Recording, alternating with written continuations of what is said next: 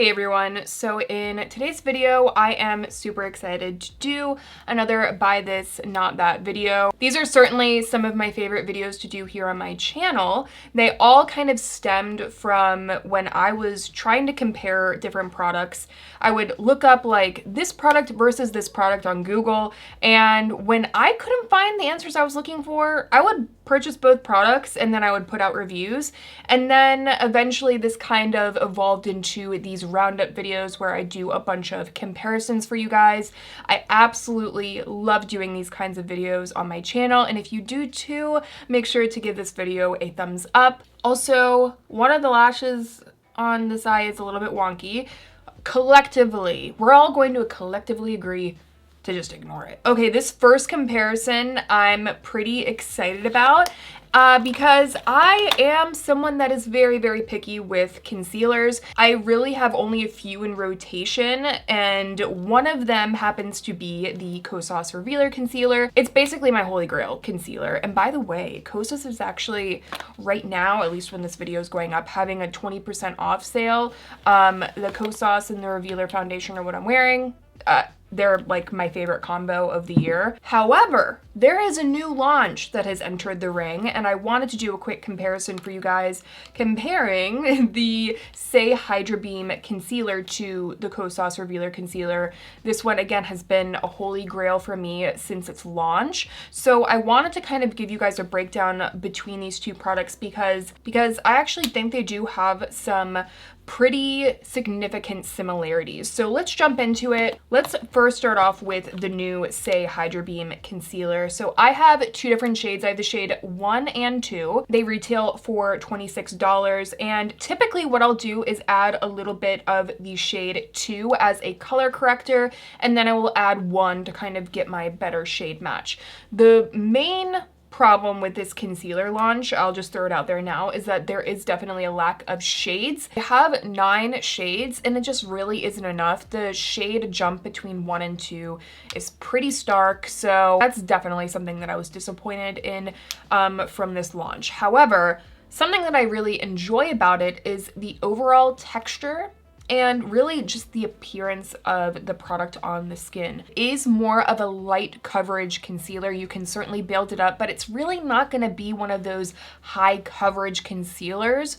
It's a little bit more lightweight, but it still has this really pretty creamy reflection to it, while also still being lightweight. So it has a really nice balance in that way. It does such a beautiful job of adding that coverage and adding that luminosity without being a product that looks really heavy.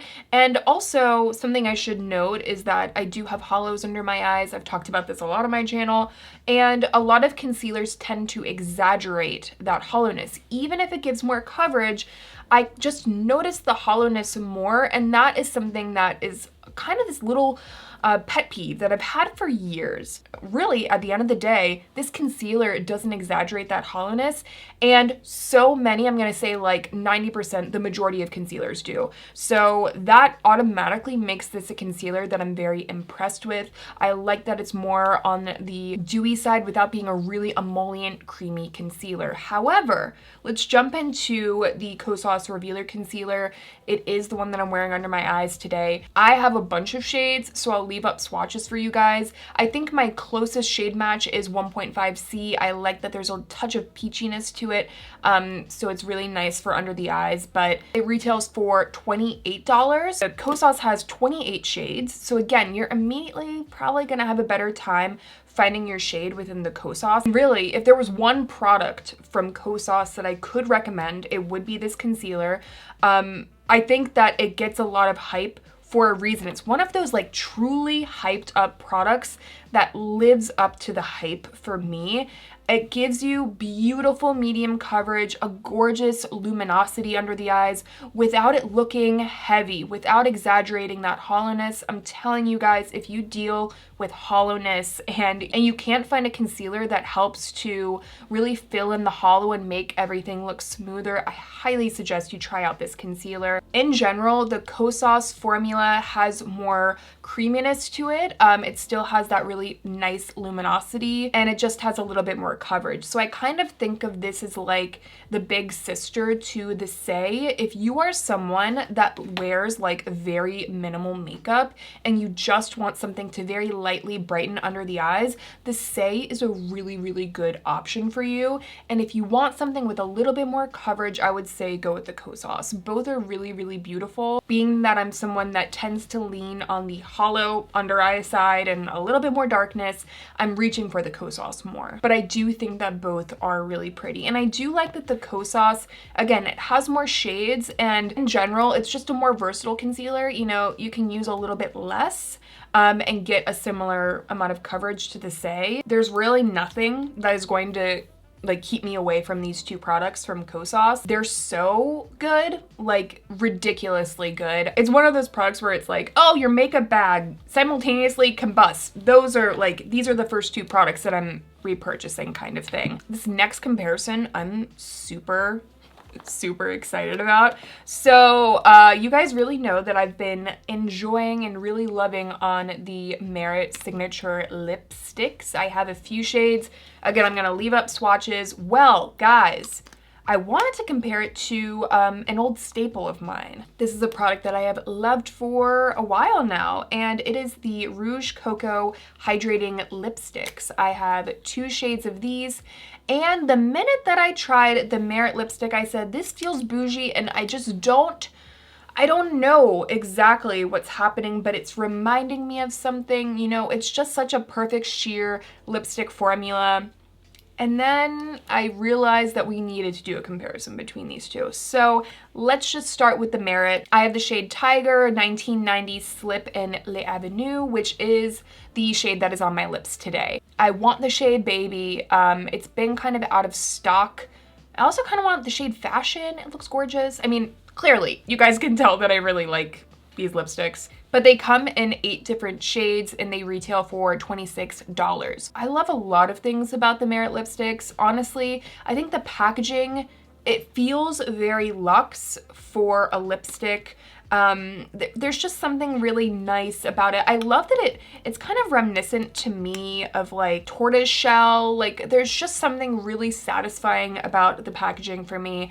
I like that it's a little bit hefty, but overall, the main reason I love these isn't just the shades, which I think that the shades are so beautifully curated and done well. What I really love is this formula. The formula itself is a bit stiffer, so I think some people might think that's a bad thing. I actually think it's a really unique thing about this formula, and the main reason why I actually think it performs so beautifully and why I see a lot of people talking about it, because a lot of brands I'm just seeing, you know, they're coming out with really glossy formulas, really creamy formulas. This formula feels balanced and almost kind of understated in a way that I think really, it feels really refreshing. Again, it's really stiff and the pigment isn't super intense. So it's this really nice kind of hybrid formula to me. It's kind of like your typical lipstick formula, but a little bit stiffer, has a little bit more grip to it, the way kind of like a stiffer balm would have. It's not uber glossy, it's not super, super creamy,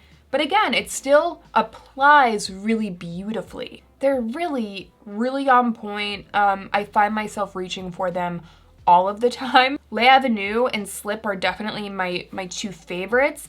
Oh, but I love 1990 too. Oh, 1990 would have been a perfect color for this look. Oh well. But anyway, let's talk about these Chanel Rouge Coco Hydrating Lipsticks. Yes. So I have 2 different shades of the shade Mademoiselle and the shade Suzanne. And Suzanne is actually very close to Les Avenues. Of course, I'm going to show you guys all demos, but like Suzanne is a very, very close shade to Les Avenues. So if you are familiar with either, just know that. They retail for $42, so certainly a luxe product. And they come in 22 different shades. Right away, 22 shades of this lip product. It makes my wallet scared because I love this formula, and I already know that I haven't experienced all of the gorgeous nuanced shades that I know Chanel comes out with. The reason I fell in love with these lipsticks when I first tried them is, again, that more stiff texture. It has a grip to it. It doesn't want to kind of slip outside of the lip lines.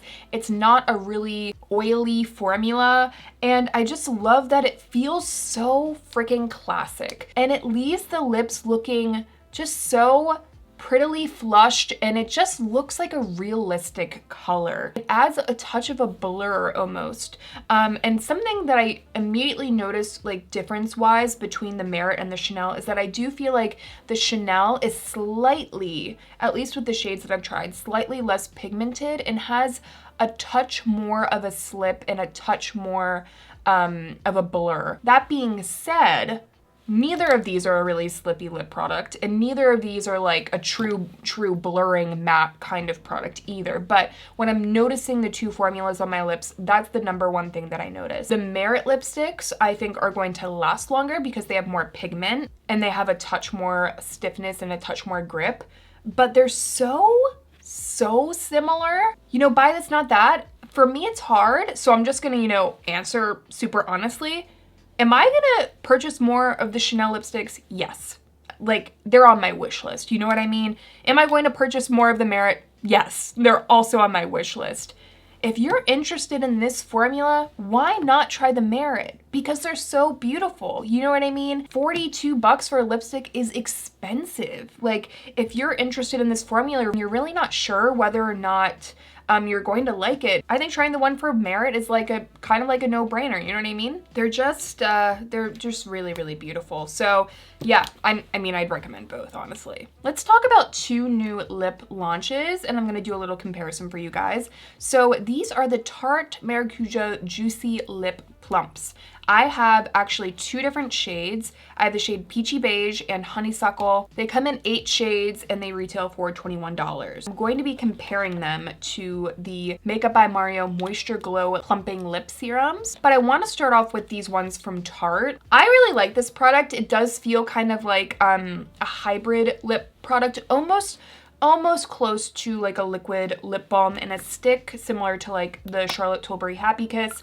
I do find that this one is a little bit stiffer and not quite as glossy as the ones from Tarte, but it's definitely in that realm. These just have a little bit more of that glossiness. They look really pretty, and it's almost like a, you know, it has a subtle plumping effect. It's not uncomfortable by any means. Oh, I almost forgot to talk about scent. The Chanel lipsticks have a very, very light floral scent, but if you don't like floral scents, that's something to keep in mind. And the ones from Merit don't have a smell. Maybe just kind of like a light lipstick kind of smell. But these ones from Tarte kind of just smell like lip plumper a little bit, with like a little vanilla something going on there. It's really not a very noticeable or abrasive scent. And the shade Honeysuckle is certainly a product that I have talked about before and have really loved on, and will continue to do that because I think that this is absolute perfection. Especially if you love those more black cherry colors. I feel like it's so wearable, really goes with so many different looks. Now the shade Peachy Beige is actually not a favorite. I think it's pretty, but it has a little bit more opacity to it and a little bit more of a milky base. And something that I don't typically like in my lip products is more of a milky base. I don't like when I can kind of feel or see like the lip lines in my lips and like see like that kind of white-ish base, and I think that that's more common with a shade like this. A lot of people really love the lighter shades, but for me personally, that's just something that I am cognizant of. Honeysuckle is absolutely gorgeous. Again, very light tingle, just really a beautiful, juicy, easy to apply lip plumper with a bit more of that liquid lip balm texture. So I think that's what makes these very unique. And if you've tried the original Maracujá Juicy Lip, the formula is pretty much the same except for the Plump added. Now, as far as the Moisture Glow Plumping Lip Serums from Makeup by Mario, they come in 7 shades. They retail for $22. So the prices are very, very similar on these products. The shade Bronze Glow and the shade Mauve Glow. I was really expecting this product to be similar to like the Happy Kiss from Charlotte Tilbury, but this is actually very different.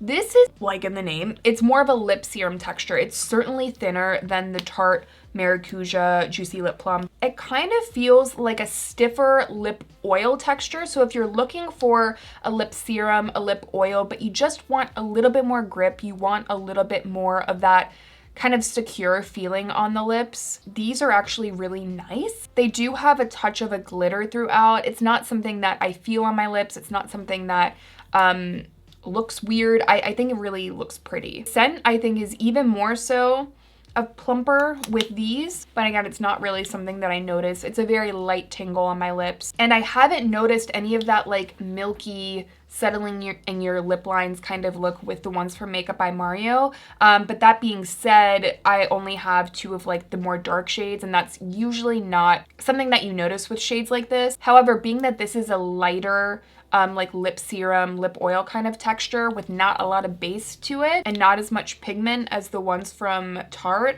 I'm not seeing that being an issue, but again, I can't necessarily confirm for you guys. These have actually really grown on me. At first, I was kind of disappointed because I was hoping for a little bit more of that grip, that kind of liquid lip balm in a tube kind of texture. But now that I've kind of just started to appreciate the product for what it is, not what I wanted it to be, I think they're actually really nice. They just kind of add this beautiful plump freshness. And I like that these aren't quite as super glossy as the ones from Tarte, because sometimes you don't want that. Personally, out of all of these, my favorite is Honeysuckle from Tarte, hands down. So by This Not That, I would say like that's my top pick. If you're someone that you know you like something more lightweight on the lips, the Makeup by Mario is definitely gonna be a better option for you. And if you're someone you're like, I know that I want that uber glossy look, then the ones from Tarte might be a better option. Now, I am super excited about this next comparison. It was kind of one that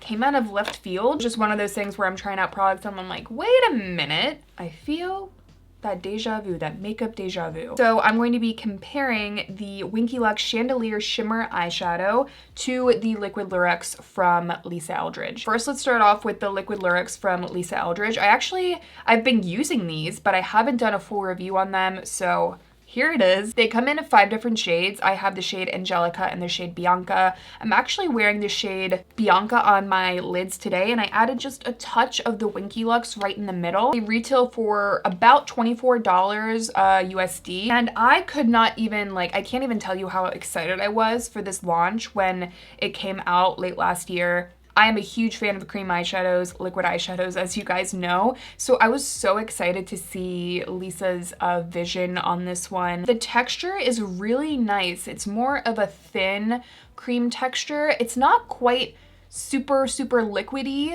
It's not something like, you know, the Kosas 10-second eyeshadow kind of product. It doesn't feel like a liquid glitter kind of item. It still has a little bit of that emollients and that creaminess. And I think that's why it kind of gives you enough time to play with the product. So I find that this formula, it just has that nice, thin, but still a little bit creamy kind of balance. Also, it sits really nice and close on the eyelids. I think the best way to apply this is to apply it with the applicator onto the eye. Take your finger and kind of swipe along the eye, and then use a brush to kind of just go into the crease and blend out those edges. I really like the way that these apply with fingers. I think it kind of emulsifies it a little bit and kind of makes it and kind of warms it up onto the eyes, and it looks really pretty. I love that the shimmer throughout here is ultra fine. It's really not even a super noticeable shimmer. It almost just comes off as like a gleam, a shift. They last pretty well too. It almost kind of reminds me of the Charlotte Tilbury Eyes to Mesmerize potted shadows, but just a little bit thinner and just a touch more long lasting. Typically, you know, I'm reaching for something with a little bit more creaminess, a little bit more glossiness, but other times I'm going for an eye look more like this. That's more of like that soft metallic with that touch of glassiness. Like, it's not a super glossy looking shadow, but it definitely has a little, like those little pinpoints of that wet look. As for the Winky looks, I was really just overall very surprised by this product. I didn't know how it was gonna go. I didn't know if this was again gonna be one of those like liquid glitter products that doesn't want to stick on the eyes and it looks patchy. That's always my fear with this kind of category of eyeshadow. They come in 3 different shades and they are $18. I have the shade Raleigh. These I think are a little bit moussier when you apply them onto the hand, if you just kind of like feel them in the fingers. However, when they go onto the eyes, they set down quicker than the ones from Saie Eldridge. They're just a bit thicker and the glitter particles are a little bit thicker as well. However, it's not really a thick glittery eyeshadow either. I just notice it when I'm comparing the two. Again, they dry a little bit faster and they probably will look a little bit more impactful as well. They have a touch more of like a frostiness, and it's not like a frosty looking shadow, but you know, some glitters look impactful, sometimes have that glittered effect to it, and then some kind of sit a little bit closer on the skin. And I think that that's the main difference between these two. In this kind of buy this, not that scenario with these products, I think that what makes the Winky looks really nice and attractive is that they're available. Unfortunately, a lot of Lisa's products kind of go in and out of stock. So if you're looking for this kind of product, if it's been on your wish list, this is more easy to find. However, if you're a Saie Eldridge fan, like if you want to support her, I would just, you know, stick it out and try out one of these. I think that personally for me, it's, you know, both are really pretty, but I do lean more towards these. And lastly, we have a very dirty compact. The Patrick Ta Double Take Cream and Powder Blush. And we're going to be comparing it to the One Size Cheek Clapper Blush Trio. So here we go, very, very similar products. I want to first start off with the one from Patrick Ta because I have known this product for a long time. They come in 8 different shades. They retail for $34, and this is the shade Do We Know Her. So you get the powder that you can apply onto the cheeks, and you can add this cream blush right on top. And something that I really like about this is, one, it's very long lasting because you're dealing with a powder cream combo. It has this kind of setting effect on the skin that I think helps to make this last really long. I also love that you could just add the cream on the cheeks or just could add the powder. That for me makes this a very versatile product. And I really like that they kind of mesh in together and melt in together. It's something that I realized that it just felt very innovative to me when Patrick Ta came out with this. I really liked the whole notion of it. The powder is very thin, not super pigmented, but in combination with the richer pigment of the cream, it's a perfect match. However, something that I noticed is I also picked up the shade She's So LA, and that powder blush, I did like the cream, but the powder blush didn't look as good, in my opinion. It looked a little bit choppy on the cheeks. So something that I realized with this line in particular is that you're really gonna get a different effect and you're gonna get different performance based on the shades. And that's something that I think, you know, a lot of us kind of struggle with. It's something that I think is really important to note, that I can definitely put my stamp of approval on this shade, but you know, the shade She's So LA I thought didn't blend as well on my skin. As for the One Size by Patrick Star, I was so excited to see this launch because, again,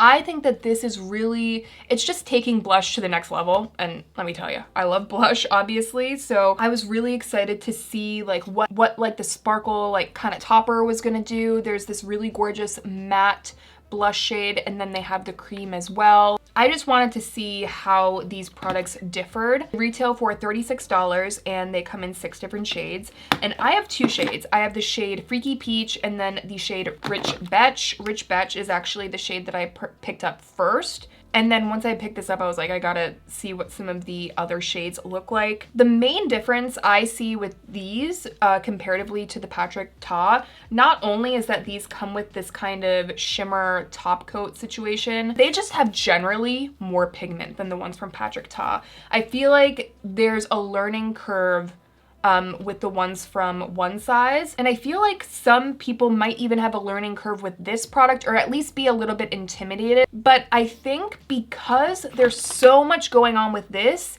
it might just, again, I think it just might be intimidating to people. Gotta throw it out there, I don't like the sparkly toppers. I don't think that they look very flattering.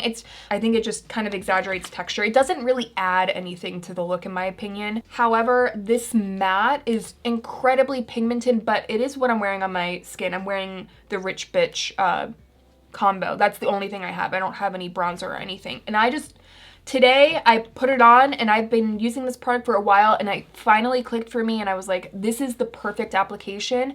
The best application tip I can give you guys is to put your brush in, tap it in once, tap off the excess, and then you can do both cheeks. Like, you really need the smallest amount of pigment with this product. Be ready to have your wrist out and be taking that brush and taking off a lot of the excess. At least if you have more fair skin like me. Something that's really nice about that though is if you have deeper skin and you're like, blushes don't show up on me, these are going to give you that rich, gorgeous pigment. And then I had another makeup deja vu moment when I picked up the shade Freaky Peach from One Size, because this was the second shade I tried. This one does not look as good on me. And of course, I'm sure I'm showing you guys demos. I found that it kind of just did this weird separation thing. It didn't really want to stick onto the skin. It didn't want to melt in together when I used the matte and the cream together. It looked a bit patchy, and that was definitely disappointing for me when I haven't had that issue with the Rich Betch shade. So I think the moral of the story is that these products are very, very similar. They have some of the same issues within some of their shades. I would say if you are interested in a shade like this, go with the Patrick Ta. If you're interested in this really cool like bronzy rose shade, go with the one from One Size. I wish I could recommend the whole line of each, but I think it's just one of those formulas and one of those combos. It's just gonna be hard for me to do that without trying out every shade. Oh, one thing that I did want to note is that the powders are very similar as far as formula goes. Again, the One Size is just a little bit more pigmented. However, the creams are slightly different. I find that the ones from One Size are a touch more moussey, and they're a little bit more matte, whereas the ones from Patrick Ta kind of add a dewiness to them. Both I think are really pretty, even on their own. So yeah, that is another Buy This Not That in the books. I hope that you guys did enjoy it. I will leave all these products linked down below for you guys. Thank you so much for being here, and I will see you in my next one.